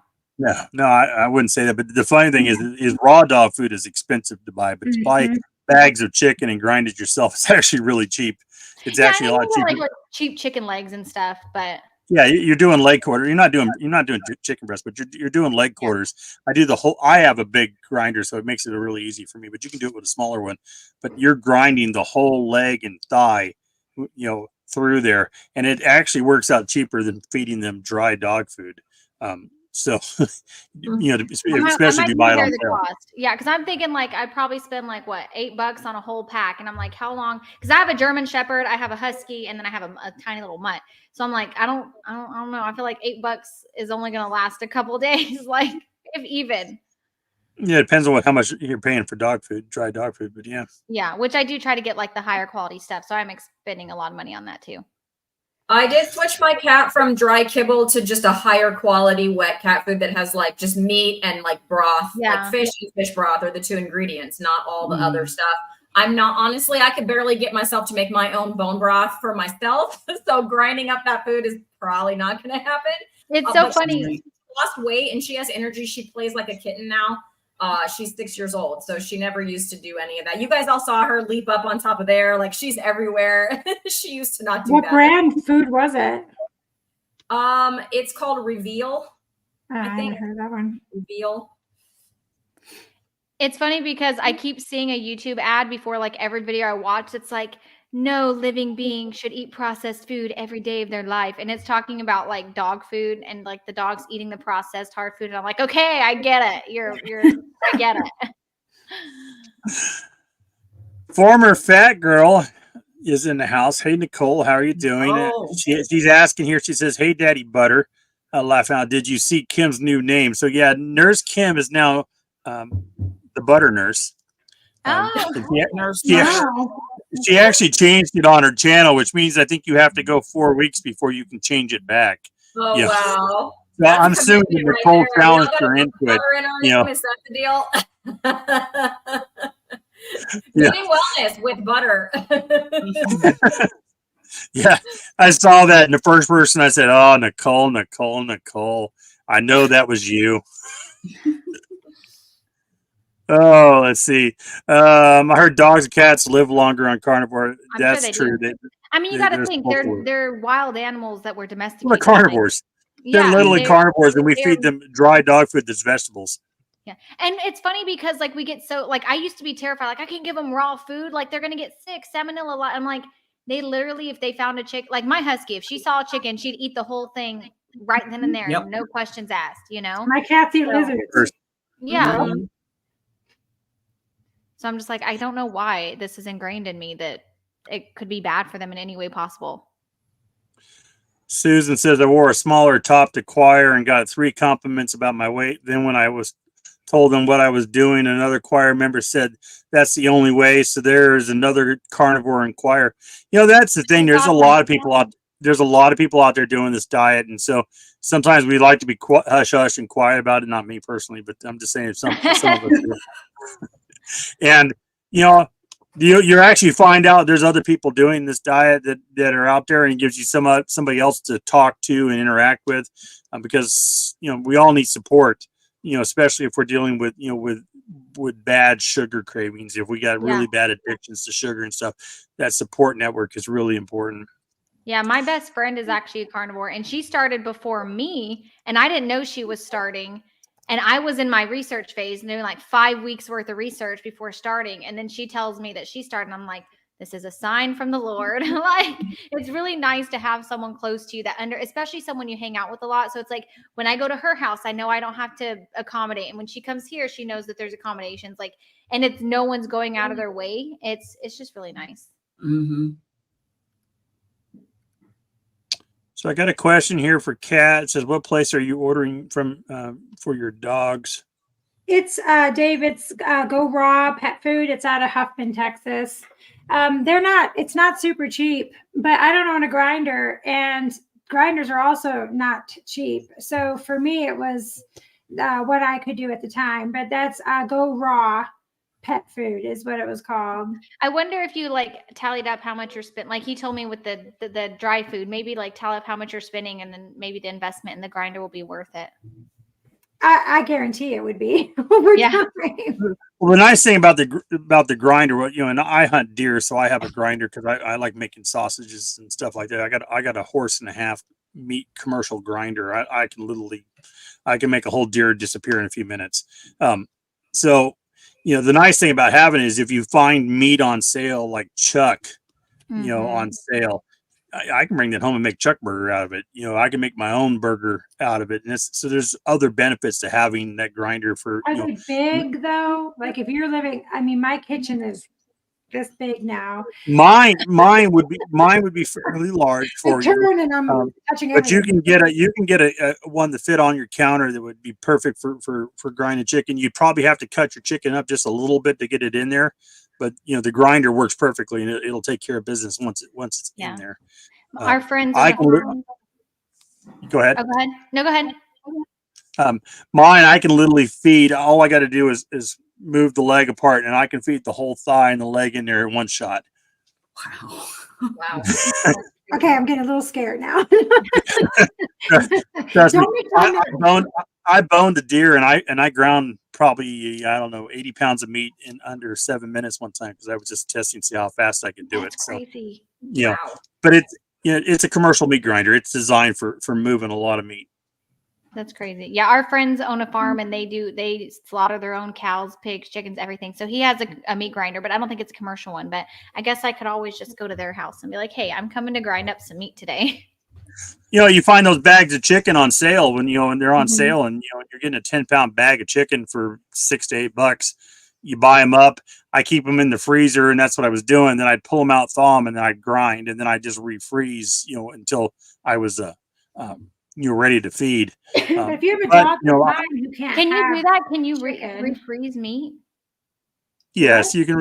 You can Wow. not if you want to consume it yourself, but yeah, there's for nothing the gonna dog to bad. grind? There's nothing bad going to happen to the meat because you refroze it. What happens is when you freeze meat, it causes ice crystals to form inside the meat, which will expand, and then when you refreeze, it causes even more damage to the meat. So it's not going to be as tasty, to eat yourself, but to do what I'm doing, and I don't actually get it to a completely thawed out state, anyways. I just want it to a point where I can grind it because grinding it frozen is actually easier and it's cleaner.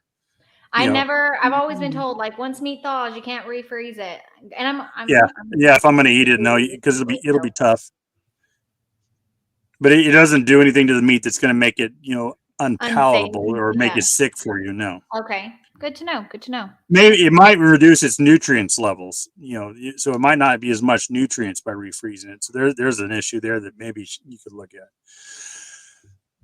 I am looking for comments or questions, guys. Lots of comments in here. We appreciate you guys all having. Oh, here's another question. I'll throw this one up.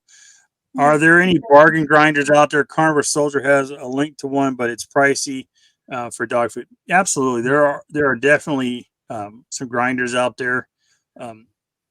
Cabela's makes a fairly cheap one that I know that designed it for a small kitchen. I would not get a hand crank grinder ever because that'll wear you out no matter what you're trying to grind. But you can get some smaller ones. They make attachments for if you got the KitchenAid. what's that? The KitchenAid. Yeah, the KitchenAid. They may actually make an attachment that goes on the KitchenAid, and you can put a meat grinder on it. So if you have a KitchenAid, that's just an added attachment. Yeah. I'm looking at Amazon and I see things from like $70, $80, $160. I mean, they're not huge. I would say you're probably going to be in the $80 range for anything that's worth having around. If it's cheaper than that, it's probably going to be cheap, and you'll probably be breaking it. Yeah. Well, if it's, I can break it. I for sure can break something real quick. Yeah, they're not as expensive as I thought. Though, looking at them. Of course, I mean, looking at them, you're not going to be able to grind like 15 pounds of meat super fast. But I mean, they look pretty solid. I mean, I would just go on Amazon. As long as you cut it down to a size that'll fit in there, the grinder will do the rest of the work. And I'm intrigued to make my own burger, and then maybe. Because, the nice thing about making your own burger is you can add your own fat to it. So if you can get the fat from the butcher and you can get the chuck roast from the butcher or anything else that you want to grind up, you can up the fat level of the burger. because every burger we're getting, is most of it's just so lean. And then depending on how you cook it, you lose most of the fat cooking it. Yep. And I'm having a hard time even finding the 73 lately anymore. Everything is 85. Even at Costco, I just grabbed a couple things of burger because I couldn't find. I don't like it that lean. I don't like the taste of it. So. Well, and we need the fat. Like if we're talking about metabolic health, like fat is one of the most essential parts of our diet. That I feel like I was so lacking, especially at the beginning of carnivore. Like when I really upped the fat, oh my gosh, that's game changing. That was the hardest thing for me because everybody says don't eat all that fat. We would cut. Well, I didn't, but I still watched my husband cut the fat off of his steak, and hand it over to me. We're just always taught not Mm-hmm. even on a vegan diet, you don't want fat. And that's hard, I think, for most beginning people coming into this way of life. Yes. It's just getting their mind around that, because the same thing, I still really struggled until I upped my fat. Now, this sounds disgusting to like my husband, but I eat pieces of butter, chunks of butter, because and I feel so amazing doing it. I freeze it and it's like a little treat, and my kids are all like, oh, gross, what are you doing? But that was the hard thing for me. My kids like it too. Huh? My kids actually like it. Mine don't like anything. They're the worst. But yeah, so that's, I think, one of the hardest things for beginning carnivore, even, just getting that mindset that let me add this dollop of this butter onto my steak and my coffee. Because you get, like, for me, I was nauseous every single day on carnivore until I think it was October 17th was my last major bout of nausea. And it was only at nighttime. It would be, and I would, 3-4 hours since eating, but every night as soon as I laid down, I was getting really bad nausea. And I was really struggling with it. So I did have to cut back on the butter, but I've actually learned, I think it was the garlic that was causing my nausea, but mine was dairy. The fat will still especially at the beginning. So you really have to slowly bring it in for most people. You can't just, I'm going to eat a whole stick of butter today. Like it's slow. Oh, you'll be in the bathroom for sure. Yeah. Oh, for sure. And it's funny because we were at my sister-in-law's, I think it was last weekend or the weekend before last.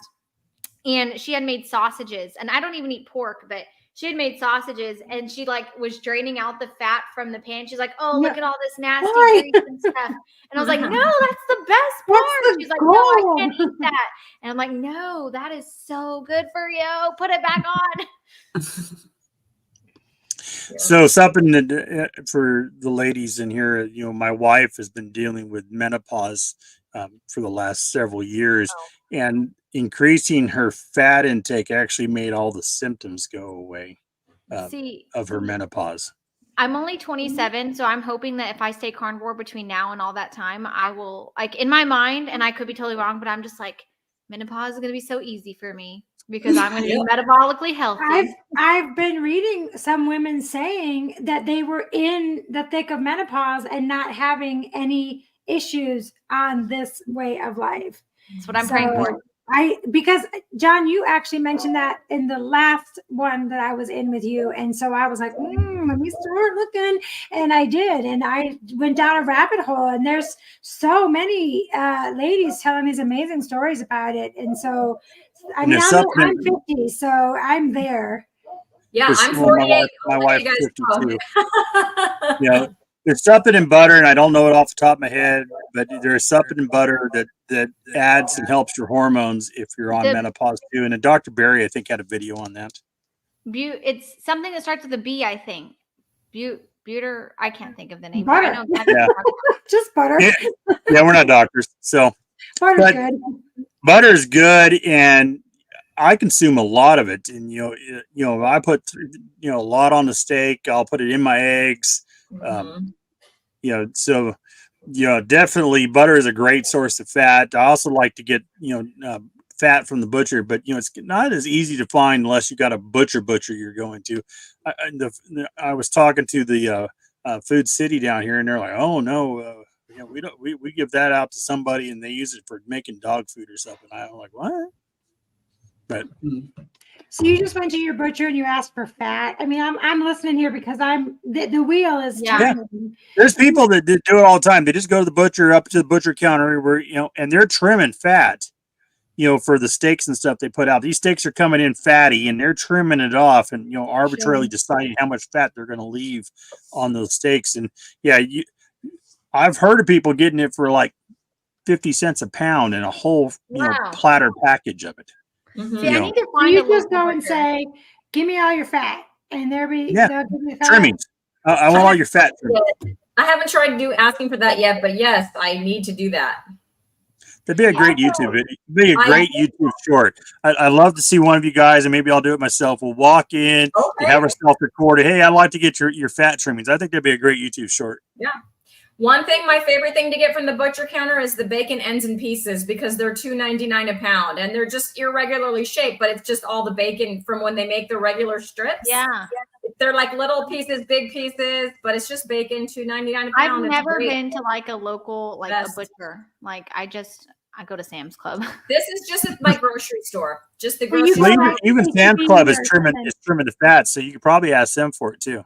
Yeah, I'm gonna I never ask thought them. about HEB. Huh. Because HEB cuts their meat in They the have back their- there. Yeah. I'm gonna got one right We now. don't have them here, but we have King I Supers, which are know. like that. I was like, so. you left Central Texas, you left HEB. How on earth? My grandbabies, my grandbabies. I know. I guess My the grandbabies are more important than HEB. I guess. But we have King Supers, and I think they're all kind of like Kroger-ish, right? So Yeah. All very similar. it's like the same exact thing. They even have the big plant section because I'm a plant nerd. But anyways, it's very similar, and they cut their meat back there too. So I'm gonna go in there and tell them I want all their fat trimmings and their bacon ends. I know. I'm like, maybe I'm gonna go today. I think I might after this. I might just head up to HEB. Can I have all your fat, please? I don't know if John's going to put it on there, but there was a lady in the comments that said that she went through menopause at 42 and she doesn't have any symptoms at all. And praise the Lord. That's Susan awesome. E. So I didn't see it. What's the timestamp on it? It was at 1:32. I don't know if that's your time or my time because I'm Mountain Time. That's probably your time. So let me look here. So it'll be 2:32 maybe. Susan E. She's got a flag in there. That's awesome. I'm really looking. I mean, I will say that sorry, John, if you don't want to hear this, but my cycle is a lot easier than it usually is. And that's just the past, 2 months that I've really experienced that, but everything feels a lot better. And I get really anxious around that time because all the hormones and everything. And it's so much more tolerable while I'm on carnivore. And I feel like it has to do, I don't think it's just the cutting out everything else. I think it's the lack of carbs, inflammation, but the increase of the fat. I really think that is just so important. Well, I had a hysterectomy, but John, plug your ears. I'm sorry. I had a hysterectomy but I kept my ovaries. So I still have all the symptoms every single month. And I noticed from being on the carnivore, John, my legs are not sore anymore. Yeah. I don't have I mean, I swear to you, I would even get phantom cramps. And John all of this I don't have any of those symptoms anymore. But even after the hysterectomy, I did have those. Every month I knew when it would have been my time. So that's crazy. And I see she's nodding her head. So I think she's going through the same thing. And I had the same surgery, exactly. So 3 years ago. So, okay. So, Carrie, I didn't know that about you. Oh, well, me too. It was about 3 years ago as well. So okay. I don't know if you guys noticed, I don't have any of those symptoms anymore. I don't either. It's so bad that if I went like this, it hurts so bad. Yep. Yeah, that used to be a telltale sign of my cycle coming. And the past 2 times, I didn't really even know my cycle was coming because I didn't have that pain. So I was just like, oh, okay, I can handle it. Why did I do this to myself, John? You did this to yourself. You invited all ladies. Honestly, I'm the one that started this conversation, to tell you the truth. And my wife, she had the exact same surgery. She had the hysterectomy because she had cysts on her my brain. Yeah, those parts.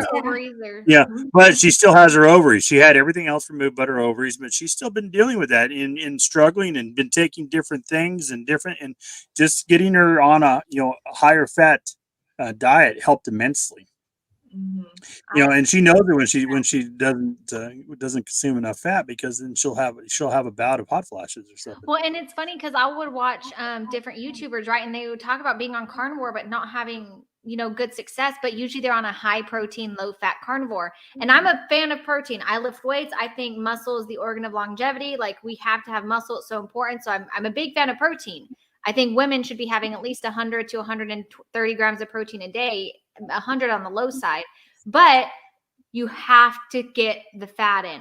But I'm like, if you're eating ribeyes and chuck steaks, you're getting the best of both worlds. Like, you're getting the fat, you're getting the protein.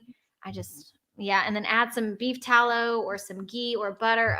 It's like, I'm really hungry. I can tell. Yeah, I've got that bliss look on her face. I only had a little bit of eggs for breakfast. It's funny because I don't even like the white. So I had a whole egg with like 6 additional egg whites or egg yolks in there. And I'm just like, oh, now I need a steak. I always need a steak. There's never a wrong time for steak or pork belly and picanha. I can't get it here. I miss it so much. I could get it at Walmart in Texas. I can't get it anywhere. And I was like, I thought I've never even heard of picanha. So what? I've never even heard of picanha. Oh my God. Picanha. I'm the picanha, like you said it's like the part of the sirloin or something, right? Yes, is that what it is? Yes. It's the sirloin cap. So if your butcher counter doesn't know what picanha is, you can order it as a sirloin cap, and it just has this big fat cap on there. You can, if you order it from the butcher counter, because I could get it at Walmart too, but my mom's Walmart doesn't have it. She's just in the county south of me. She ordered it from her grocery store butcher counter, sirloin cap, and their policy is to trim that fat cap down to 1/4 of an inch. And she said, oh no, don't do that. Just leave all the fat on. Yeah. So they left all the fat on. So I think I'm going to try that next too. I mean, it's very easy at Walmart because they're ready to go. Mm-hmm. But when I go to order my beef fat trimmings, I might order a picanha with all the fat left on there too. It's really delicious. That. It was my favorite. Yeah, we had to have chicken the other night because I do try to incorporate other things. And so I'll try to have chicken at least once every couple weeks. And we had to have chicken the other night, and my 6-year-old threw a fit that we had to have chicken. And it was like chicken legs and thighs with the skin and the good stuff. And he threw a fit that we weren't having steak. So I've spoiled them. You fried in lard. Oh, that would be so good. I don't know. I don't like chicken. It's the only way to do it. If you fry chicken in lard, those kids they'll love it to death. I'm telling you. I'm gonna try that. I mean, I get some lard. I put it in the oven and I put tallow and stuff on it, but yeah, lard or tallow works too. But I like lard. I put it in a cast iron pan and fry it on both sides. Look up Butter Bob's fried chicken on YouTube. Butter Bob, if you're not familiar with him, is like the OG of carnivore YouTube channels.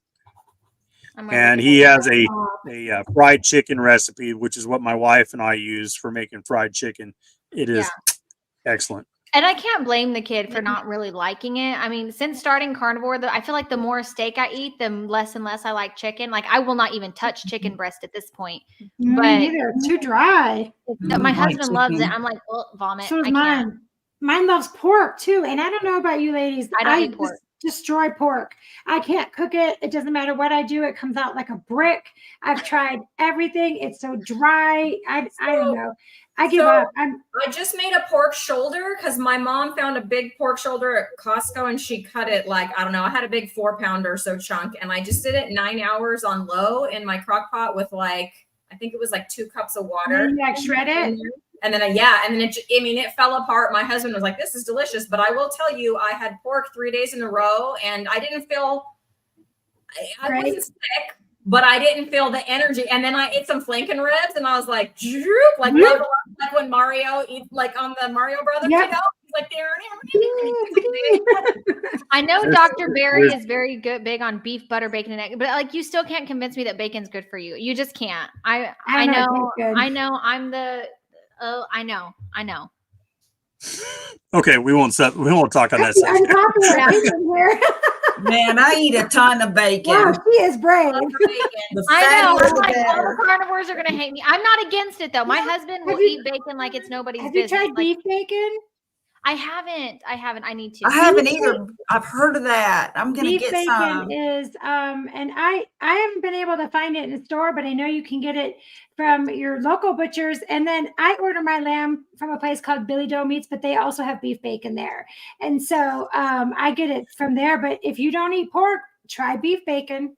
Yeah. I think bacon's delicious. Don't get me wrong.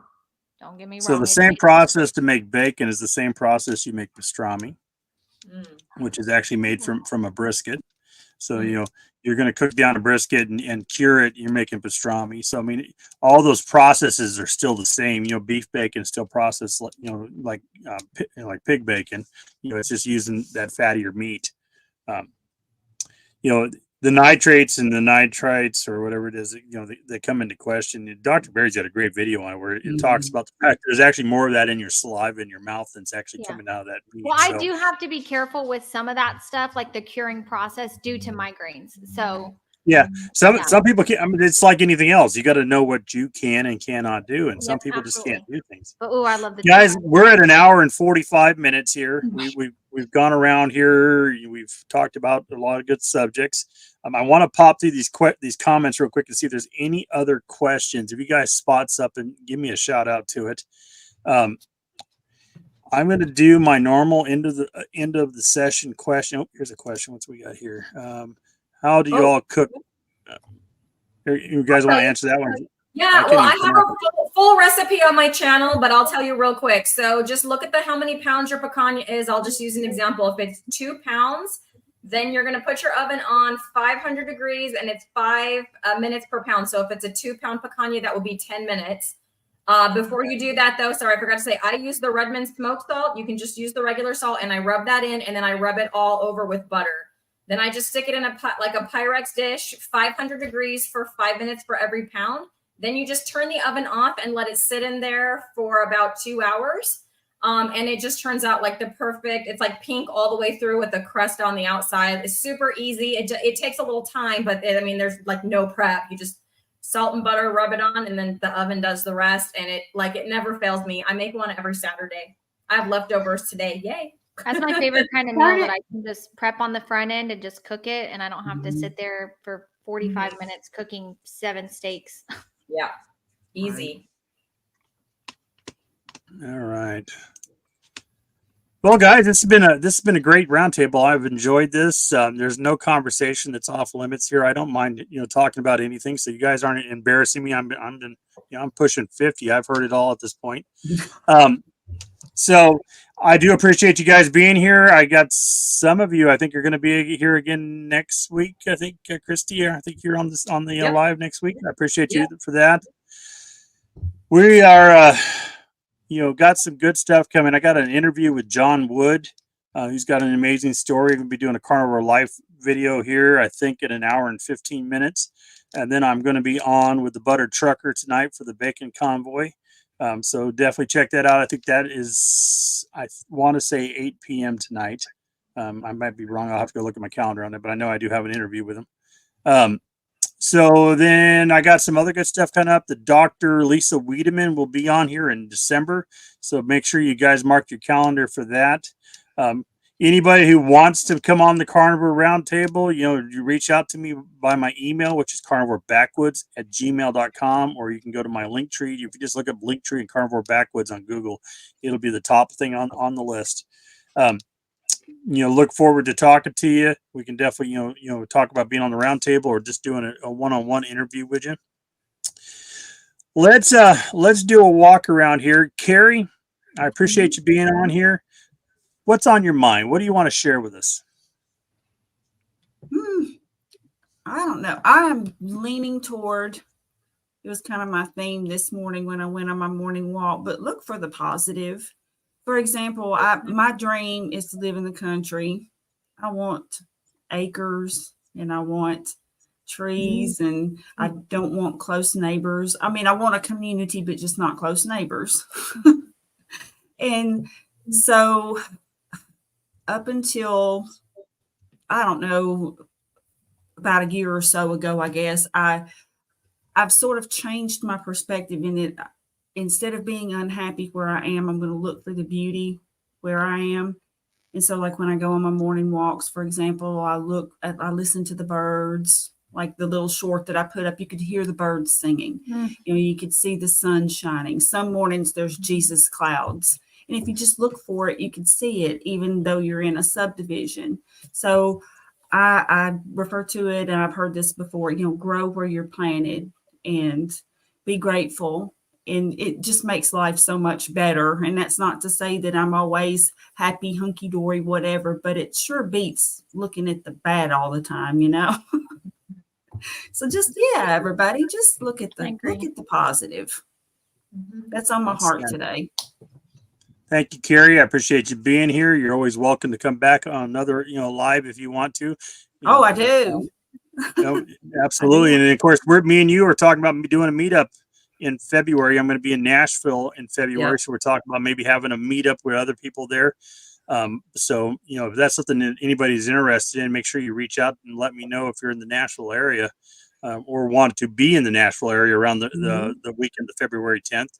Maybe we'll have a little meetup over a restaurant somewhere and talk carnivore over some steaks. All right, Samantha, what's on your mind? What do you want to share? Oh gosh, I don't know. I feel like this is a tough question. There's so many things I could share. I'm a sharer. That's why I originally started a YouTube channel to begin with, because there's so much I just love to talk about. But I mean, my biggest thing right now, if we're talking carnivore wise, is like really trying to get back in the routine and like of staying on carnivore and not allowing myself to cheat. And when I say cheat, I'm not like binging by any means. I will literally just have a few bites here and there of things. And then me and my husband have been sharing a cup of coffee every evening. But I feel like I really need to get back to being 100% carnivore. And like, I need to allow my heart to, not my heart, sorry. My whole body to heal and to no longer like be struggling with anxiety before I start trying to like introduce things in. So I don't know. I just need to get more strict on myself. So this conversation definitely helps with like reminding me why I do carnivore and what's the benefit of it. Because there's times in my mind I'm just like, why the heck do I even care? Just give me the cake, give me the cookies, give me the Oreos. But I don't. I need to just stay on the carnivore. So I don't know. And I'm doing a lot of prayer and like, just like, Lord, help me do this. Like, you brought this diet into my life. Help me continue to stay this way. So that's really what I've been thinking about a lot. Good stuff. Absolutely. All right. Kat, what's on your mind? What do you want to share? Well, I want to say to Samantha, especially, and everybody out there, that you need to give yourself grace. You don't beat yourself up over wanting that cake or that cookie. You're a human being, and you're not a failure ever until you quit trying. And so for me, that's the same thing that I want to say to everybody. This way of life has been it's such a life-changing thing, but we all fall off the wagon and we all, make bad choices. I completely binged on dairy for days on end and then wondered why I felt like total crap. But you know what? I did. I initially started to beat myself up, and then I realized that I just have to give myself grace, and you should give yourself grace because you have a lot going on right now. And you had a piece of pumpkin pie, but this morning you had some eggs and you picked yourself up and you moved right on. And I think that's the big thing that we do here with this carnivore diet is just if you fall off, just get back on and just move forward. And the holidays are coming, and everybody stresses a lot about, what we're going to have for the holidays and what am I going to cook. And it has become centered so much around food, but I just hope that everybody will center around their family and appreciate that the holidays are to celebrate those that we love. And, don't make the holidays about the food, make it about those people that you have in your life and those that you miss from your life. And so for me, that's it. That's what's been on my mind lately. Just give yourself grace. Just you are amazing and you're doing an amazing job. We're all doing amazing jobs. Well, it's a good thing we're all saved by grace because we all need grace. Oh, yeah. So, Cristie, not to put you last, but here we are. We're at the end of this. What is on your mind? What do you have to say today? So I would just say, I think I've said this before, but if you feel alone, like reach out to one of us in this community, because in September I started with some fitness and I thought I was like the only one. Like first I was all excited and then I was like, I don't see anybody else doing this. So, but then I started seeing friends like Rhonda at Carnivore Leo. And then I thought, you know what, I'm going to start reaching out to people. I reached out, Carrie and I are doing a hula hoop fitness challenges month together. You know, I can't lift weights like Samantha over here. I probably never will. Good job, Samantha. You're killing it. I'm not going to do that, but I'm going to hula hoop with Carrie every day, you know, or I'm doing plank challenge with Carnivore Brothers this month as well. So just find a way to reach out to other people, because they'll just reach back, and then this community is just great. And now I'm just enjoying, you know, my fitness kind of like my way, and I'm having fun with it. So I just hope everyone, you know, can take that to heart and kind of do the same. Outstanding. Guys, I appreciate each and every one of you guys for being on here today. I appreciate your input and your knowledge and your commitment to the carnivore community. I challenge everybody that's still in the comments. We've dropped down from 30 to 23 when we started talking about closing this down. But I challenge the 23 that are still here, go hit the like button, go hit the subscribe button on each one of these channels. And then here's the big challenge. Drop down into the comments and just tell them thanks. Just tell them thanks, nothing else. Just tell them thanks for doing what they're doing, because they deserve, the credit because they're out there every day trying to figure out ways to get this message out to all of you. So we appreciate you. We will see you next Sunday, same time, 1 o'clock for the Carnivore Roundtable. And we love you guys.